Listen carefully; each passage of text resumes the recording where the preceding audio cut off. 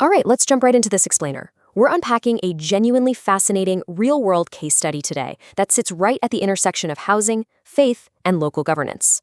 We hear about the housing crisis constantly, but it is incredibly rare that we get a front-row seat to the actual behind-the-scenes mechanics of trying to solve it.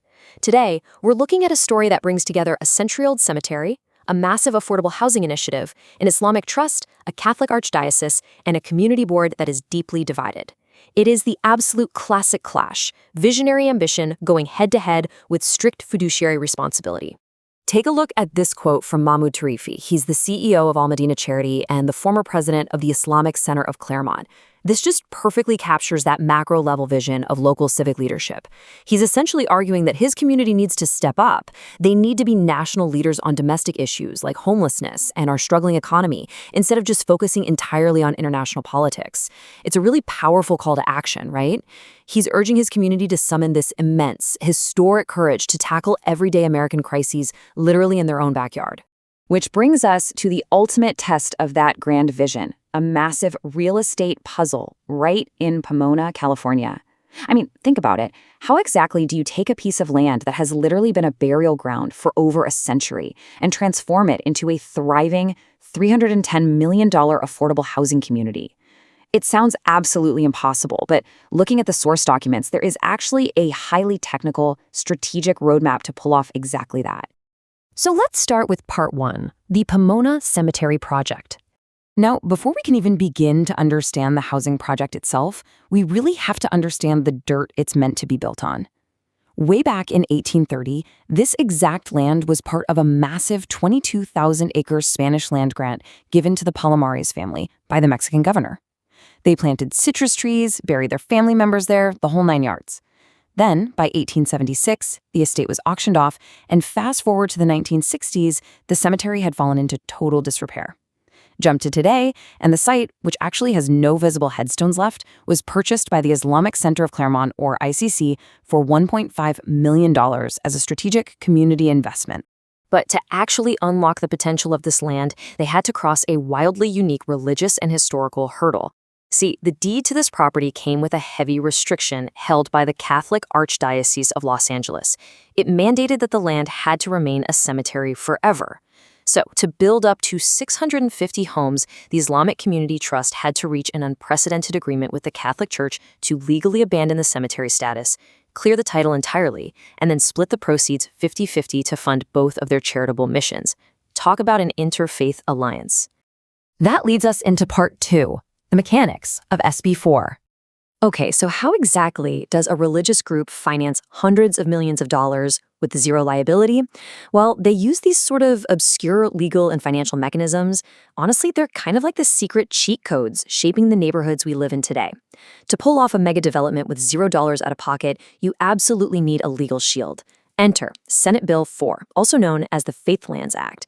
This California law allows religious institutions to build 100% affordable housing on their property by right. Now, by right is a massive advantage in California real estate. It means local city councils simply cannot use politics, endless public hearings, or environmental lawsuits to block the mission. It strictly guarantees the right to build, shaving literally years off the traditional timeline. All right, let's follow the money here and see how complex federal tax credits magically become upfront construction cash. You see, the project doesn't use traditional interest-bearing commercial loans. This is actually crucial because it aligns perfectly with Islamic finance principles that prohibit riba, or interest. Instead, the state awards tax credits to the project. Then major banks, think Bank of America or Chase, buy these credits to shrink their own federal tax bills. That purchase translates directly into the upfront cash equity that is used to actually pay the builders. It's a brilliant workaround. Looking at the source documents, there was a clearly meticulous effort to insulate the mosque from danger through explicit financial assurances. Notice the non-recourse clause mentioned here. That basically means any debt is tied solely to the new building itself. It is never tied to the land or the mosque's actual bank accounts. Furthermore, they outlined 100% payment and performance bonds. So, if a contractor completely drops the ball and fails, an insurance company swoops in and finishes the building for free. And that exact zero liability engineering is what makes this staggering $310 million proposed master plan even possible. By combining their parcel with a neighbor's, the proposal scales up to 6.5 acres. That yields over 650 units of high-quality, sustainable housing for low-income families, refugees, and blue-collar workers. I mean, it is an absolutely awe-inspiring asset valuation created seemingly out of thin air. But of course, it wasn't quite that simple. Let's look at part 3, the internal mosque conflict. Executing a vision of this scale locally isn't just about financial mechanics. It is deeply, deeply tied to community politics. Right as this deal was really gaining momentum, the Islamic Center of Claremont held an election, and a completely new board of directors took over. And here we have a classic clash of leadership styles. You've got the ambitious, fast-moving visionary up against the cautious, protocol-driven fiduciaries of the new board.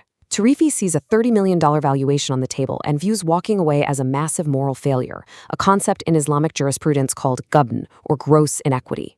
On the flip side, the newly elected board viewed their role primarily as protectors of the community's immediate safety. They were focused entirely on risk mitigation and due diligence, and their investigative committee uncovered some severe risk factors tied to the land's history.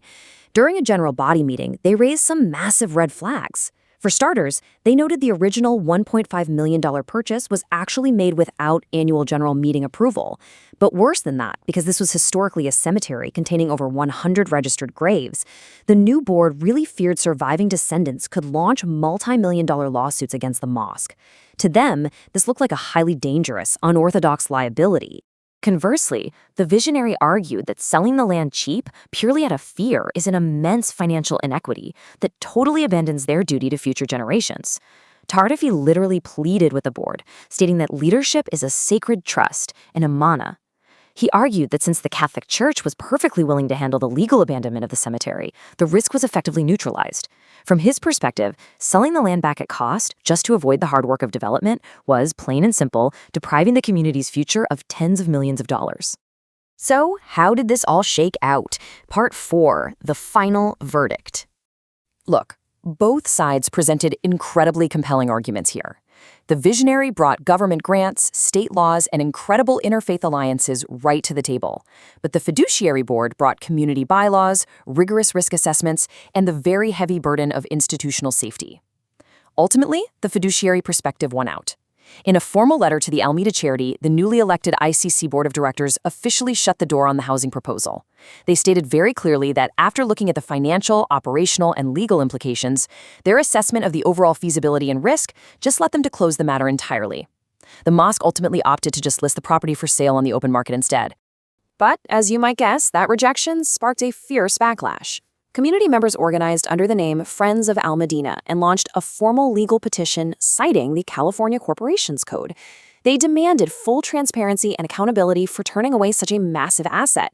We're talking requests for unredacted meeting minutes, the voting tallies, the legal counsel's actual written opinion on that cemetery liability, and they demanded to see exactly what alternative plan the board had in place to replace a lost $20 million valuation. It got real. So we want to leave you with this final thought to ponder, especially as communities literally everywhere are wrestling with how to solve our greatest crises right in their own backyards. When facing something as massive and systemic as the housing shortage, do we need our local institutions to take historic, unprecedented leaps of faith? Or is the ultimate duty of a community board to just play it safe, protect their immediate assets, and avoid the complex legal webs of modern development?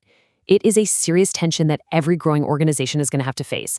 Thanks for joining us for this explainer, and we'll see you next time.